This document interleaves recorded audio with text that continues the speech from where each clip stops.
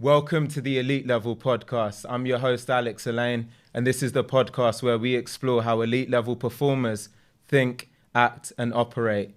As always, we've got an absolutely fantastic guest this week. Hursh, it's great to see you. Thanks for having me, Alex. Absolute pleasure being here. It's great to see you, as I say. So Hursh, it'd be great in a couple of minutes or less if you could summarize a little bit about yourself, your career background, and some of your highlights. Sure. So my name's Hursh, as you mentioned. I'm a regional director for UK and I at Data Robot, which is an AI platform company. I've been there for about 15 months. I joined as a strategic account executive and recently moved up into a leadership role about 4 or 5 months ago. I'm quite unique in terms of my whole 12-year career. I've always spent in the data analytics AI space. But I started very differently to other sales professionals, and we can maybe talk about that later. I started my career in consulting and then worked in-house, then to the pre-sales world, and then from there moved to the sales, the dark side, some people call it, but that persona. Awesome. It's a fascinating background you've got, and it's a big part of why I reached out to bring you on. So let's peel back the layers of a little bit about the earlier part of your career. I'm really curious to understand how you went from what you were actually studying at university, had a little look at your background, and how that transitioned into the consultancy and then eventually sales. Just walk us through that journey. Yeah, it's interesting because so I studied information management at degree and master's level. And now that's one of the most applied courses at the University of Sheffield where I went. Back then it was quite new.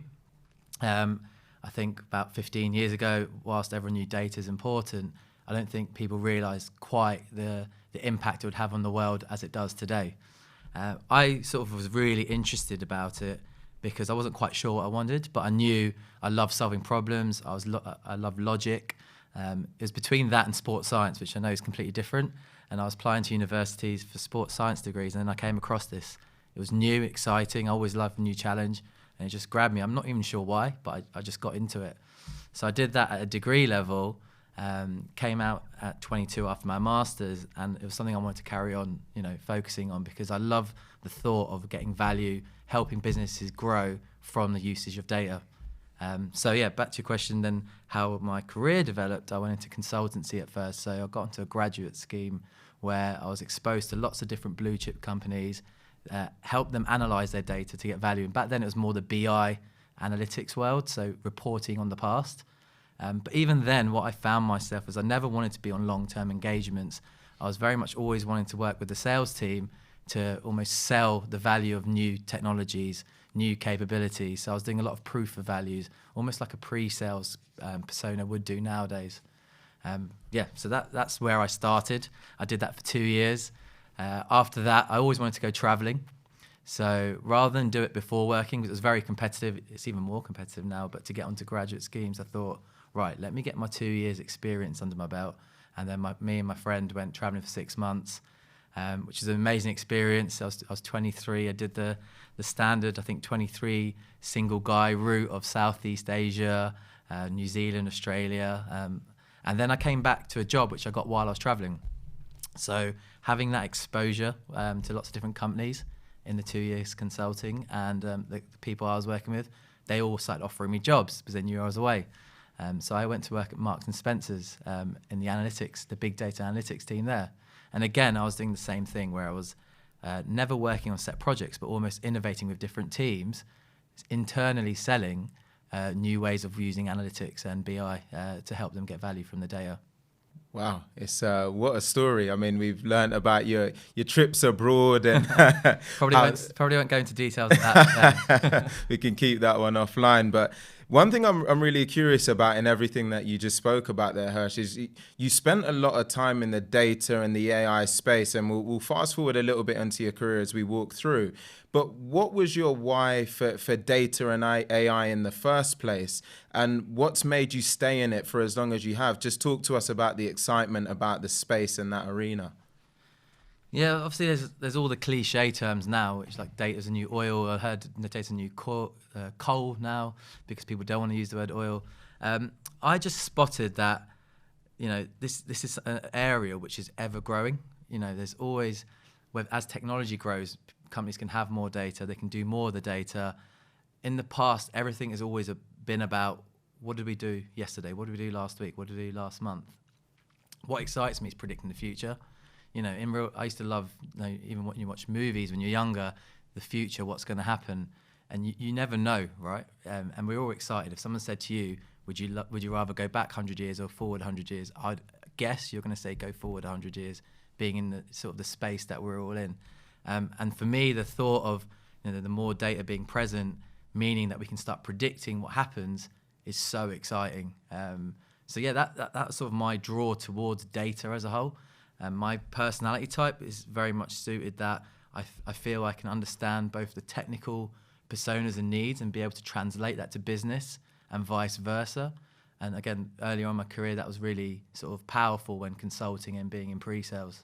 Absolutely, and it's clearly helped you really shape a fantastic career. So let's fast forward a little bit until when you actually took on your first, let's say, meaningful, the first sales role that you really got your teeth stuck into. Just talk to us a little bit about that transition from being a consultant to being out in the field in sales and what that first year was like for you. Yeah, it was interesting because typically sales, especially in enterprise selling, normally they go through the journey of being a BDR, then inside sales, then commercial sales, and then enterprise sales and strategic, etc. Because of my role at Tableau, where I was a sales engineer in pre-sales, but I was in the strategic, probably the most senior team there, where you're one-to-one aligned with an account executive. So every day for a year and a half when I was doing that specific role, me and the account manager that I worked with, a guy called James Smith, we looked after financial services strategic accounts. I didn't do anything else. So it was probably the closest to being in sales whilst being in pre-sales. And my skill set and my friends who I'm really close with still now at Tableau always used to take the mick out of me because on the scale of pre-sales, you have the really techie types and the non-techie types. And I was way more on the non-techie type. I can't code, for example. However, I was really good at solving problems, which again, I think is a good conversation topic for what I think makes good salespeople. But yeah, I did that for a year and a half, and I started to feel what I liked about the role was more aligned with the sales persona. Again, solving problems, putting the customer first, navigating, coordinating teamwork within an organization. And I really felt I would want my own business essentially. I didn't like being the number two. I enjoyed it, but I wanted to be in charge of my own destiny. So I had really good sponsorship to be able to make that change.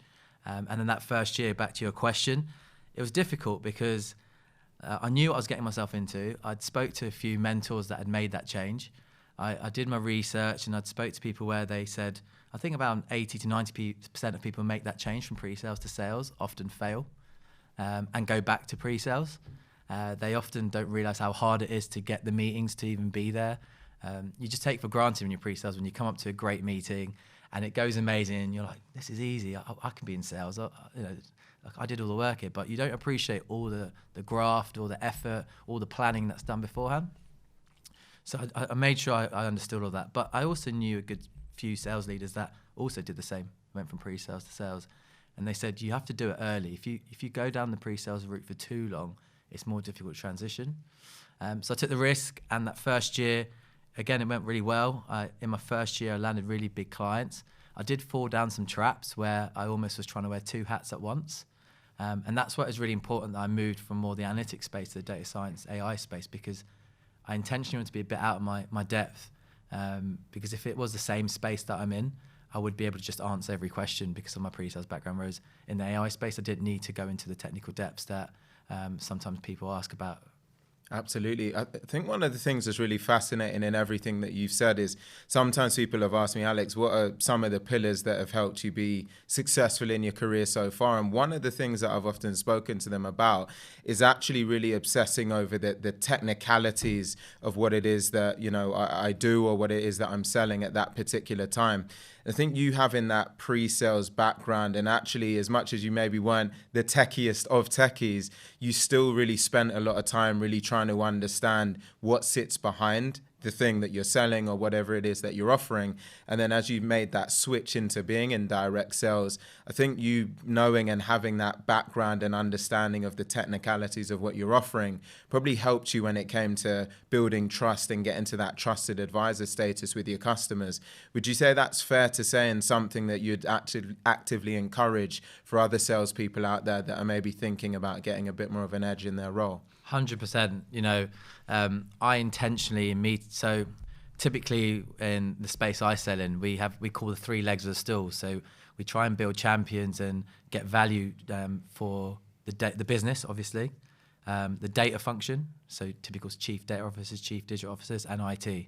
So when I do speak to the data and the IT teams and building champions, you know, at CIO level, CDO level, I always drop in. I worked for a centre of excellence. I used to do it myself. I felt the pain, which I think resonates. I also then would make sure I can drop in that I understand technically what they're talking about. So I'll have a conversation about their cloud migration, just so they know I know what they're talking about, but then I won't let myself go into the trap of being the person they ask questions around. If they ask further questions about, look, we've got a dedicated team, let's take that offline. But I do want them to know that I get it. I'm not...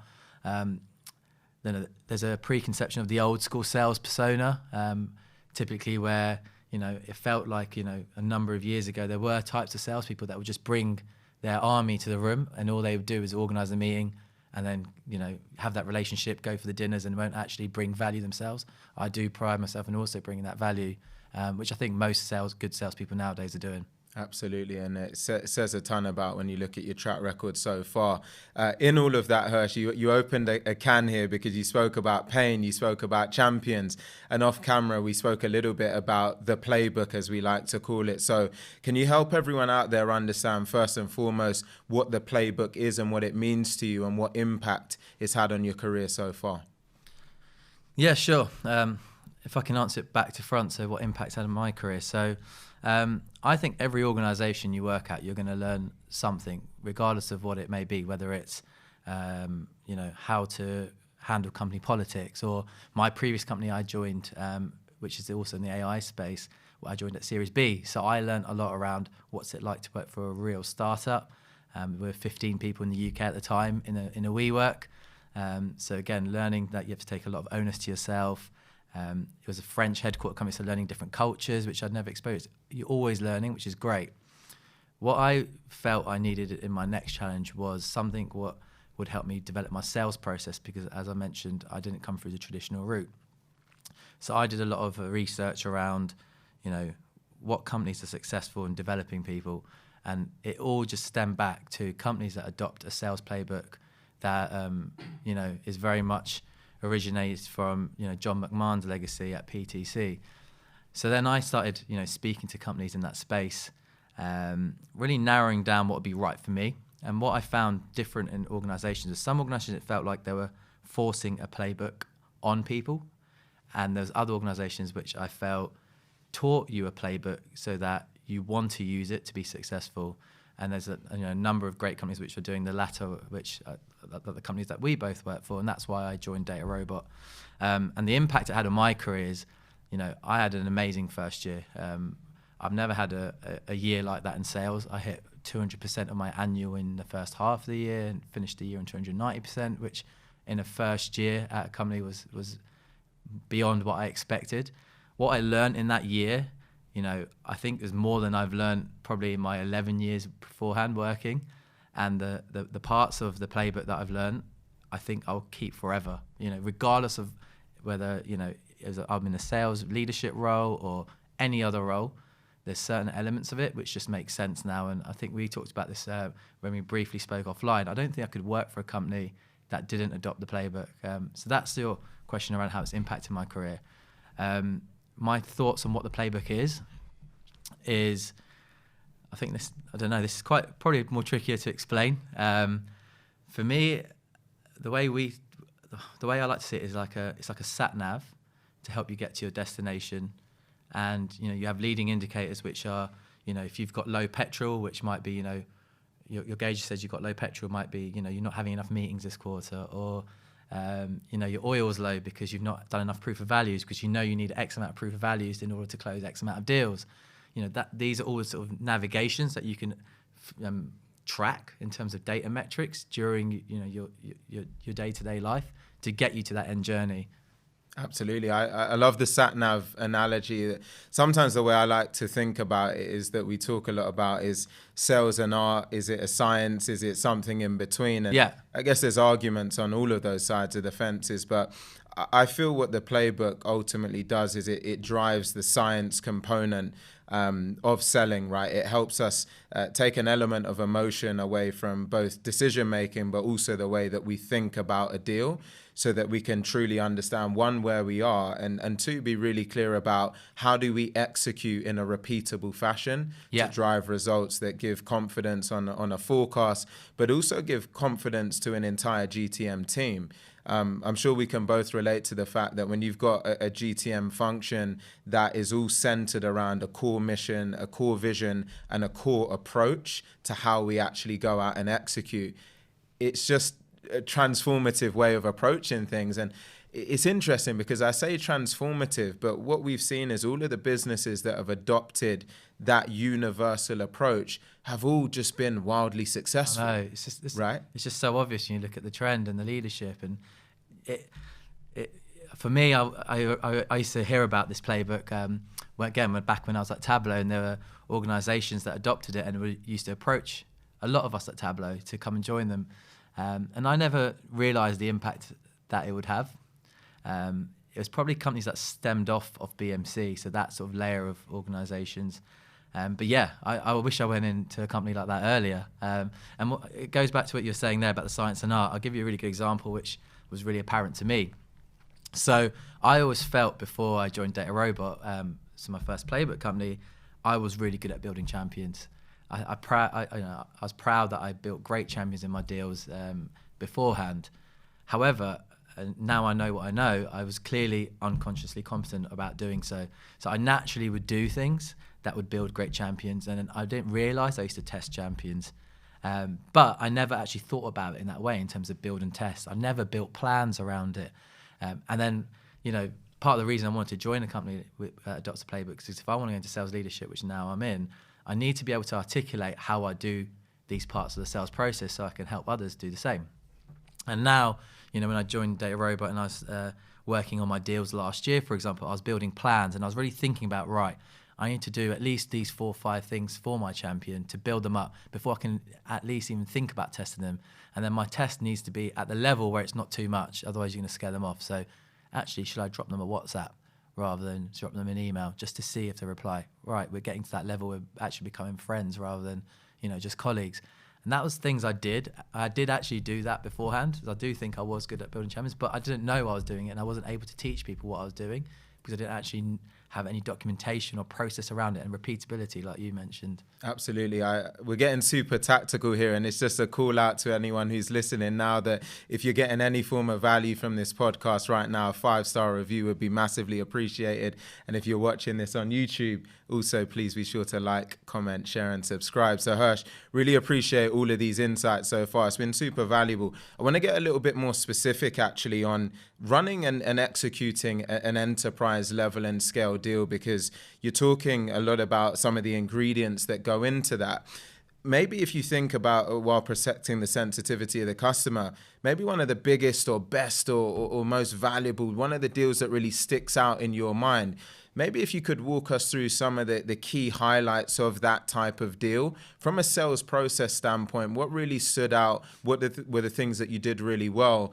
And as you look back on that deal, what are some of the learnings that you could maybe share to help someone else navigate a pretty significant enterprise deal out there? Sure, yeah. So one deal just springs to mind when you said that, and obviously I'll keep the client name confidential, but I'm really proud of it because the end-to-end life cycle deal was 16 meetings, which for me is a record for a sizable 600k deal. So I'd like to talk you through that deal actually.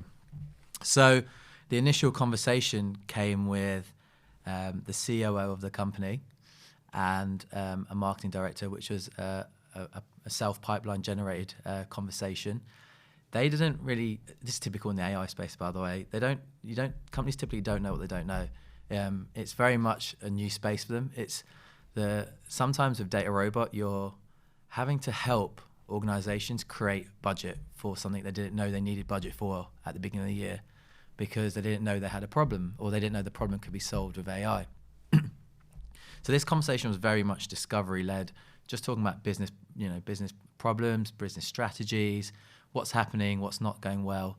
And from the back of that, we decided to have a new business meeting with this company, where we wanted to talk about where we've helped similar companies with similar problems and then showcase our platform.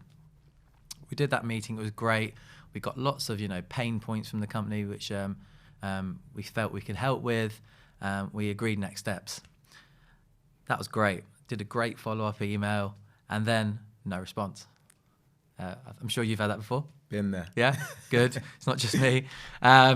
So no response, and I emailed again, and sent some content which I thought was relevant with some links, and tried to bring more value to show that I'm really thinking about them, because I was thinking about them. Again, I'm sure you've been there. Second time, yeah.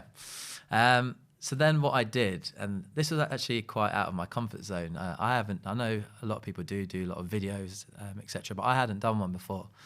But I built a one-page framework of what we call the 3 whys. So why do anything, why Data Robot, and why now? And I wanted to build this for this client after just one discovery meeting and one new business meeting, which I probably didn't have all the accurate metrics or the information. However, I did understand their pain, and I did feel that we had a solution for it. So I built this one-pager. I really studied their annual reports. I used metrics from the annual reports to make estimates on how I could improve their lead conversion, for example, in one of the use cases, how I could improve, operation metrics. And I put all the metrics I assumed in red, and I did a 5-minute video, and I sent it to the CEO and the marketing director, and I talked through why I think they should do something, why Data Robot could help, and why now, and talked through the assumptions I made. On the back of that video, I got a response straight away, and then we had that follow-up meeting. And then from that meeting to the deal sign, so that gap was 3 months. It was 3 months from the discovery to that video, where I got no response, and I sent that video eventually after a month no reply. I tried a couple of times. I thought, right, it's either in or out now. Like, I need to decide what I'm going to do in my time. I've got lots going on. We've got so much happening at Data Robot. It's so exciting. I have to qualify my own time. And then from that meeting to the deal closing was another 3 months, and that included the POV, planning the POV, contract negotiations, etc. So I guess going back to your message is, go above and beyond. I think there's no need to still give up quite easily if you do really feel that you've got a solution to their problem, or you can bring them value. Secondly, I didn't go into depth of it in that description to take up too much time, but make sure you delegate. So in that scenario, my colleague, who's the pre-sales director at Data Robot, Kane, he at the time was working with me on the opportunity. He did an amazing job of building technical champions, and for me, what a real good takeaway from that is, make sure you work as a team and delegate the ownership of champion building, owning the relationship, taking responsibilities away from just all on yourself. So yeah, they're probably the 2 biggest takeaways from that deal. But the main point was around that business case we built, and because we built that business case so early, that 3 whys, as I put it, it meant by doing it so early that by the end of it, it was a great document. It's actually used now at Data Robot for all the trainings. But the reason it was so extensive is because it was started at the beginning. If you try and do a document like that at the end, you don't actually get all the metrics. But when you do it early, you then end up asking 5, 6 people around the organization to help you. You've already got a foundation in place. And the COO actually used this document to the CEO to get the sign-off for this deal. Hursh, there's so many gems just from that example. I feel like I do a second podcast that's kind of picking out all of the different gems from it. So thanks for being as transparent as you are and for breaking that down in such a systematic way. It really had all of the ingredients right. First and foremost, passion, drive, hunger, in the way that you stayed tenacious, right? You went after it and you got creative. You found a way back in by doing things a little bit differently. But also you had in your mind, I've either got to qualify this in or qualify it out at some point. We need to hit a go, no go, because you need to make sure that there's a return on investment on your time. And the second thing it really brought to my mind is one of the best deals I ever did in my career was for 8.5 million. And over 2 years. And one of the best things about that deal was how much time and obsession we had around just truly driving value for that organization. And I think nowadays that term value kind of gets tossed around a little bit, sell on value, sell on value.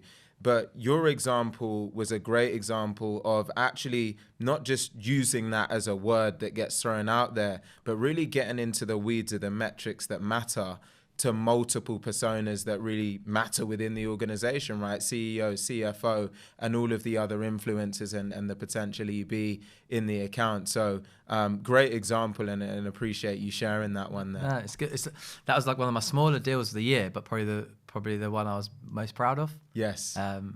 Yeah, that can often be the case, right? Yeah. It's not all about the value, right? Some of the smaller deals can actually be some of the ones that have all of those main ingredients. So one thing I just want to fast forward to a little bit now with you, Hursh, is you've spoken about becoming a leader fairly recently. So first and foremost, massive congratulations on that. But it's a big change, right? You're now stepping out of the shoes of running these cycles directly, and it's now much more about your team. So help us understand more about the mindset and the real emotion that went into that moment when you heard you were getting that promotion, and really what the last few months have been like since you made the transition. Yeah, I was ecstatic in terms of the emotion. That's part, like as I mentioned, that's part of the reason I joined a company which had a Playbook, because the gap I had in my own career was I was doing everything from an art perspective, not a science perspective. And I think even from that perspective, but also the amount I've improved as a salesperson over the last year really has set me up, I think, well to now lead a team to be successful. I think... Going back to your question. Yeah, so it's really just trying to understand the mindset and how you really felt. First of all, you're excited that you got the promotion. Yeah. But what does that first few months really look like? Yeah. Is there a bit of imposter syndrome? Did you walk with your chest held high like, I've got this? Just bring us into the mind of Hursh first few months on the job. Yeah, no, definitely imposter syndrome. Also felt really weird, and I felt this most 2 weeks ago when we were in Vegas for our SKO. Every time I'm away, I'm very customer driven. I'm always like responding to my emails to my clients, or always have tasks still at the back of my mind to client facing. And 2 weeks ago at SKO was the first time in my career where everyone who relied on me, my direct team, was with me. So I wasn't actually having to respond to emails because I could just speak to people that I needed to catch up with face to face. So that was a real telling moment for me that life's changed. But back to your question around how I felt imposter syndrome. I was thinking, wow, like I'm looking after an enterprise major accounts team as my first leadership role. There's people in my team that have been selling for 20 years. There's people in my team that I still learn off, and I'm continuing to learn off. And they're expecting me to help them. So I did have that, but I also was excited. I'm confident in my own ability. I think I'm going to bring great value. And even within the first month, one of my colleagues, Steve, he told me how much I've helped him develop already within the first month, and telling me the differences that I'm bringing as a leader. That there's so many things that my current boss, who used to manage him, has that I will never be able to help with him. And I would still say to Steve, speak to my boss, because she's incredible in many ways. But there are certain areas that because I sold the technology myself, I could actually help him with practically, which was new to him. So that was really rewarding, hearing that the first month. I really like the approach where I heard from a mentor of mine around show, then tell, then observe. So the first time, if you feel like someone in your team isn't quite getting, an idea or a way that could really help them, show them yourself. Get your hands dirty, dig in, and I done that. The second time, to make them do it, but you tell them, how to do it. And the third time, you observe them, and they tell you how they're doing it, but you're there just shadowing them. And I've tried that approach actually with a few of my team, and it's worked really well. So yeah, that's a tip that I've learned, and I would happily, recommend to everyone else. When leading others. But yeah, overall I'm now really excited. I've digested it. It's been 3 months. The imposter syndrome is still a little bit there, but not as much. I'm quite confident that this year is going to be as good as last, even though from a leadership perspective, I'm really excited about the team. I think, the team's going to really overachieve. The UK, our organisation, did 220% as a region last year. So it's really exciting, and I hope we can do more this year. It sounds like a phenomenal time to be a part of your team, and I've got no doubt you guys will go out there and absolutely crush it. One thing I wanted to understand a little bit more about is, as you've gone and taken on this role, I'm sure before you went into it, you had some preconceived ideas around what management may actually be like. And we've all spoken about that, let's say, linear career path that a lot of people think about, all the way from SDR right the way through to leading a majors or enterprise team like you are now. So what preconceived ideas did you have before the role, and have they either been validated since you've started, or has your perspective now changed? I always thought it was very much managed by spreadsheets, and you just sit there behind the computer. You don't meet clients anymore. You're just completely looking at numbers, forecasting, etc. I do think there probably are some companies that are still like that. I'm not saying all of them, but there definitely are some that still are like that. I think what the Playbook enables, and why companies that adopt the Playbook are different, is because we're all about coaching development. So anytime that I have spare, I'm working with reps to help progress their deals, or coach them a certain part of the process that they could work on, or just be there to brainstorm with, meet clients with them.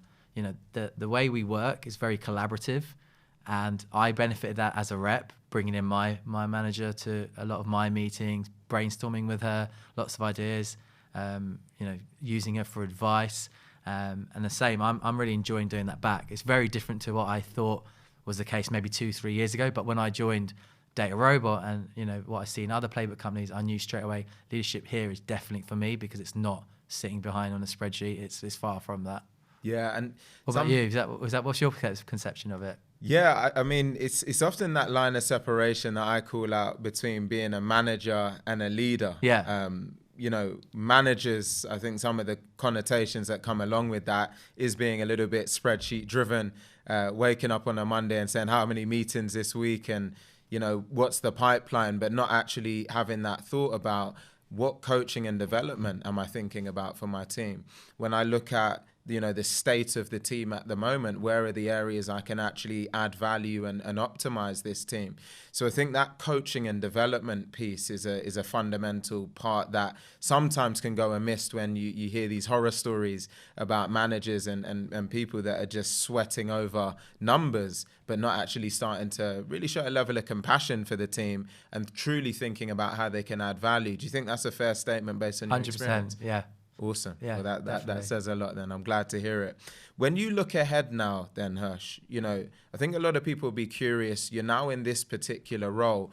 How much of your career as you now look ahead is almost by design versus by opportunity? And to be a little bit more specific there, I think a lot of people are in seat saying, I want to be, whether it's a CRO or I want to be in this particular position.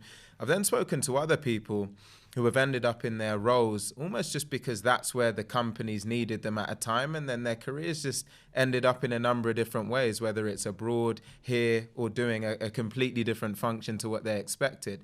So that's a really long-winded way of asking you, as you look ahead, how much of your career is already pre-mapped out in your mind versus you just opening yourself up to say, I'll be where Data Robot needs me, or where whatever company needs me? Yeah, that's an interesting question. So it's changed over time. In my mid-20s, I was very much thinking I want to be, CEO or C-level of a very large company. Or at the time when I was even consulting, I wanted to go and to be a partner at a major consultancy. And at that time when I thought, right, I want to be at that level, I was specifically gearing my career to get exposure in every angle. So I did consulting, I worked for a few blue chip organizations, and then I worked for a technology company, and I thought, right, I'm completely well-rounded now. So when I step up, I've got the foundation to do, lead an organization. Part of the reason also why I looked into sales, because I saw, this was in 2015 when I first moved to Tableau, so that's 7 years ago. that 75% of the FTSE 100 CEOs at the time came from a sales background. So part of my foundation of thoughts of going to sales was around, right, if I want to be a strong leader organization, I need that accolade to as part of my set. So that was back then.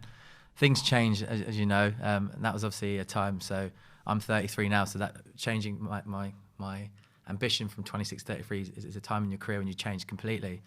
Now I don't really focus on necessarily what title I'm going to get. I just want to make a big impact. I don't think I'll ever not work for a technology company. So since moving to the tech landscape 7-8 years ago, I feel at home.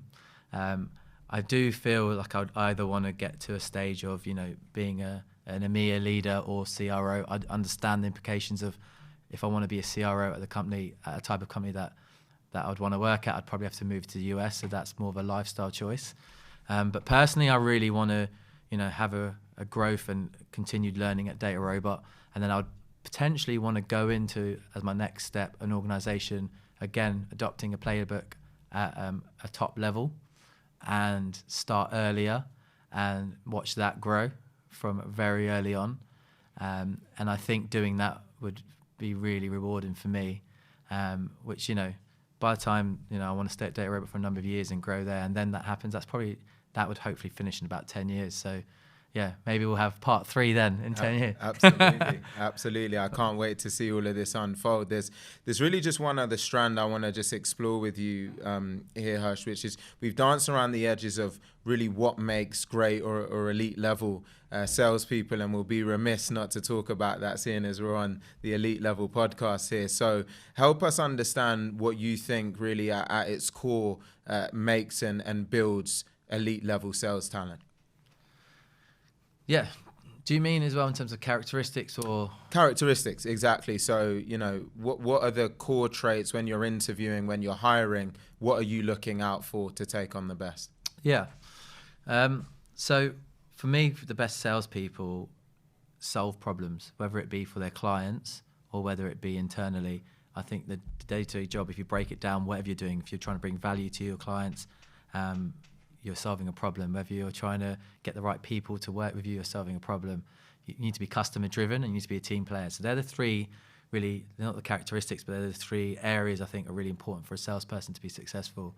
In order to do that, we internally adopt the ICE criteria, but I very much have like my own spin on it, which is very relevant to the space of AI. So we hire on intelligence, character, coachability, and then experience.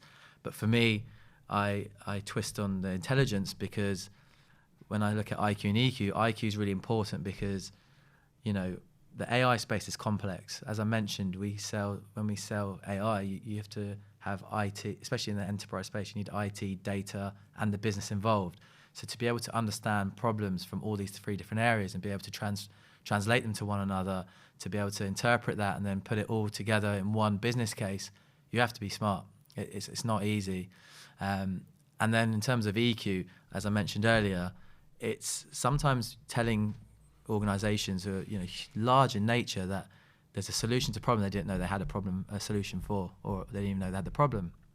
So building the right champions, especially in our space, is ever so important. And doing that in the 3 legs of stool I mentioned can be difficult because how you build a champion within IT is very different to how a CIO. What's important to a CIO is very different to a CFO, which is very different to a CDO. So having that ability to empathize, and empathy is a really key word in this, to build the champions here is really important. So I specifically look at the intelligence in that angle. In terms of character as well, why I look at a different angle is around a lot of people haven't worked in this space before. A lot of people want to come into the AI space. And learning the playbook, as you know, from 8 months ago, you obviously did some. I understand you did some prep before you joined as well. But it's difficult because there's a lot to learn. It's fascinating, right? Every part of the sales process that you thought you did naturally, you took for granted, at a playbook company has a granular process around it, so you can be an expert in every tiny part. Like I mentioned with champion building, there's that for everything, right? So learning all of that plus a new space, which is new to everyone at the moment, being the AI world, is difficult. So you need that character to be able to, really motivate yourself to do all of this at once, whilst enjoying life. And that's really important to us at Data Robot. I was telling you yesterday, we had a reboot day, and like we have a day where everyone just chills out and has some time for mental well-being and refreshing yourself. And again, that's something that the three RDs, myself and my two colleagues in the UK working with our boss Kira, are really passionate about. So we want people to do all of that, but also not let it take over their life. We don't want people to be, sacrificing their weekends and evenings. We want people to have a healthy lifestyle. So that character element's really important. That's helpful. Yeah, I was just taking in the fact that I've heard about trips to Vegas, rest and recharge days. So I'm pretty sure you're going to get a bit of a recruitment drive off the back of listening to this one. No, yeah, it's exciting. Yeah, it's really important to us actually, because there can be a stigma with companies that adopt the playbook, I've found, where there isn't that balance. And that's actually the reason I joined Data Robot, because that balance is prevalent at every level of the leadership that is at the organisation. And I think what the unique part we have in the UK is, whilst we're a Series G company, we've had over $1 billion of funding. In the UK, we operate at a much smaller level because we're still just getting started. And like I said, it's exciting. We've got 220%. But, myself, the other two RDs, and my boss Kira, we have a real opportunity to shape the culture of the sales culture specifically of the UK. And we're really excited by it, and we're really enjoying it. We're doing things a bit differently. We're doing, off-sites regularly. We're having days like the reboot day at a company level. We're having days where we're saying, bring your family to, let's all meet one another. And, really trying to have that balance is really key to us, which is fun, right? You don't want to just work hard. You want to work hard and play hard. Absolutely. Yeah. And building companies is fun, right? I mean, I've certainly been at some of the larger corporates out there and had a great opportunity to be a part of some really fast growing companies like I am now. And that's the same for you, Hursh. And it's just fun, isn't it? If you've got that little bit between your teeth where you just love building, you love building amongst the best and being a part of a great team, there's no better way to do it, right, than working for an organization that runs a playbook in a set way and gets everyone really excited about the vision and the mission. So it's awesome to hear that's the case for you. Yeah. Hursh, I've got one last question for you. And that question is, if you were given one piece of advice to that person who's out there right now looking at their career and they want to go from good to elite, what's that single best bit of advice that you'd give to that person? Ooh, put me on the spot there. I've found two parts to this answer. One is, whilst you can't base your whole career on data and metrics, I do think make decisions based on data. That's something I never did beforehand, before joining a playbook company, where I would analyze my own business, whether it, as a sales professional, but whatever profession you're in.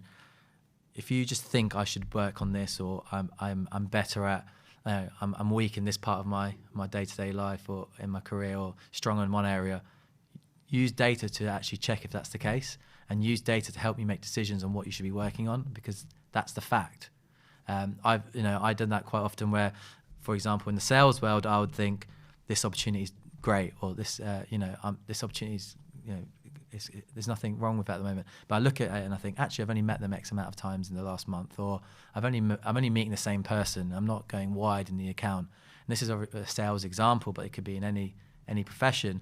But having these data metric points to help you make your decisions, how to then operate.